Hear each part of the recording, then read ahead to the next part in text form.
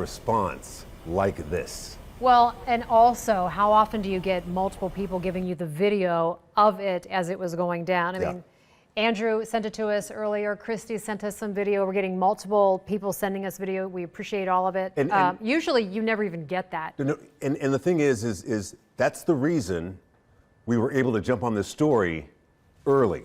It was. Right. Because people kept telling us what was going on. Here's another look at the video right here. This is what Andrew sent us earlier this evening. These are the officers that were serving some sort of a warrant to this individual at this townhome.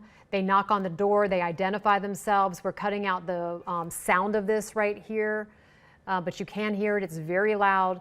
You see some type of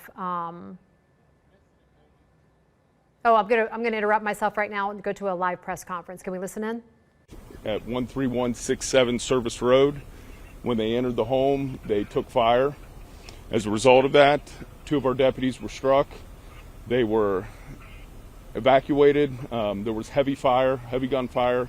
They were evacuated, transported, 1 by ground, 1 by air, both to UC. They're currently in stable condition. 1 is in surgery. Their families have been notified, and as you can see behind me, we have a very active response and, of course, a very active scene with our SWAT team currently executing their operation. Is the suspect in custody? No, the suspect is currently barricaded as it stands right now, and we are working through some processes to eventually make contact with him and eventually take him into custody. Is it one suspect? Just 1 suspect. Does he have a gun? Yes. And he shot at officers earlier tonight? Yes. How many times did he shoot at officers? I don't know how many rounds, but it was multiple rounds. It was heavy gunfire. Have you attempted to enter the apartment yet? No, not right now. Our SWAT team, like I said, there is a process by which they follow, and currently they're going through that. And so what we're trying to do is just work through that safely. All of the residents, I think it should be important to note that all of the residents in and around this we'll call it an apartment or a condo, have been evacuated as well. So we stabilize that aspect to ensure that when we execute our operation, that it's done with no other civilians around. How many people were evacuated? Any idea how many? Resident-wise? Yeah. No, I don't have that number right now. And any communication with the person that is barricaded inside? Yeah, we as a part of what we're doing, we have our negotiators down here. Of course, if that's unsuccessful, then our SWAT team takes different approaches before we physically were to make entry. Those officers were part of the Boone County Sheriff's Office? Yes, they are our deputies, both males, and again, like I said, what we would consider, seasoned vets to law enforcement. What was the warrant for? The warrant was a felony warrant for flagrant non-support.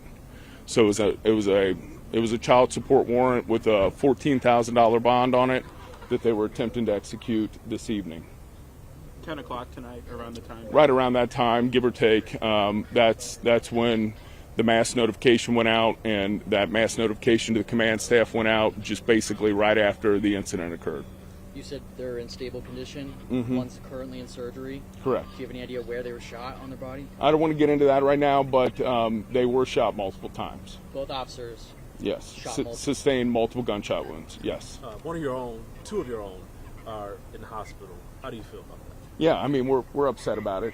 This is something that they themselves and their families, this is the worst nightmare type of situation. And so, we're going to do everything we can to do this the right way, to not undermine what they went through tonight, but absolutely we want to ensure that their safety and their healing up at the hospital, and their privacy, of course, is respected. Their family's privacy is respected, because this is the call that no spouse, no mother, no father ever wants to experience.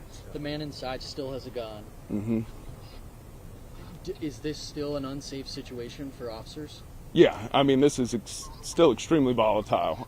When you take into consideration that he fired multiple times on multiple officers with 2 of them being hit, until we can secure, our SWAT team can give us the all clear that this scene is safe, we're going to treat this as a very high risk type of scenario. You mentioned doing this right. Could you speak to some of the technology being deployed to negotiate to deal with this suspect?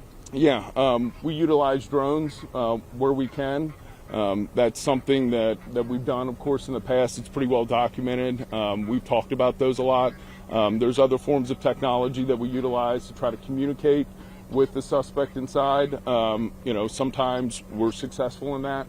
Sometimes we're not. That's really dependent on him. And, this whole thing, I think it's important to realize the outcome of this is strictly dependent upon him, and in this case, we want to ensure that he understands, which I'm sure he does at this point, what his actions were. I'm sure he knows that he shot 2 deputies, and then the outcome of no one else being hurt is strictly dependent upon him. We're hearing rumors about his background. Is there anything that you know about his background that you can share? Nothing right now. Nothing that I can confirm right now. Cincinnati police chief is at the hospital right now. Do you know why she's there at all? Well, we have a good relationship with the Cincinnati Police Department. Our deputies are in now their jurisdiction, and it's really just in a support capacity to ensure that everything that we may need on that side of the river is taken care of within their jurisdiction. Is the man inside talking with negotiators right now? Not that I know of right now. Were the officers in bulletproof vests or anything? Yes, they were fully outfitted in their standard uniform, whether it's an outer vest or a vest that's underneath their uniform, depending on what uniform they were wearing. But nonetheless, they had their ballistic vest. As you would imagine any police officer, that's how they looked. When they tried to serve the warrant, did he fired first? Yeah. And did he fire through the door, or was the door open? No, our deputies made entry into the house, and that's when they took fire. This was around 10. Yeah, again, I don't have the exact time, but right around 10 or just before 10. Lieutenant, how are you? Yeah, we're good. We want to make sure, again, we care about our guys, and notwithstanding the command staff and all of these other agencies that came in a support capacity, we got guys who took gunfire tonight. We got guys who were shot tonight, and so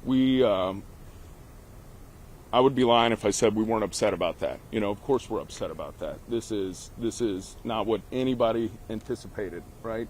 And so we're just doing, again, we're going to do right by this situation, do right by them, and make sure that we take care of this in a safe and professional manner.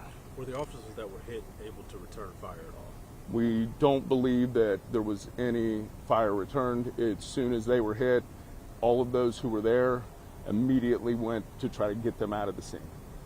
For the neighbors and the surrounding people that lived there after they were evacuated, are they being held for the night somewhere, or are they expected to return to their homes at some point? I don't have a definitive answer on that. Of course, if this thing went long, we would work with our community partners and find accommodations for them.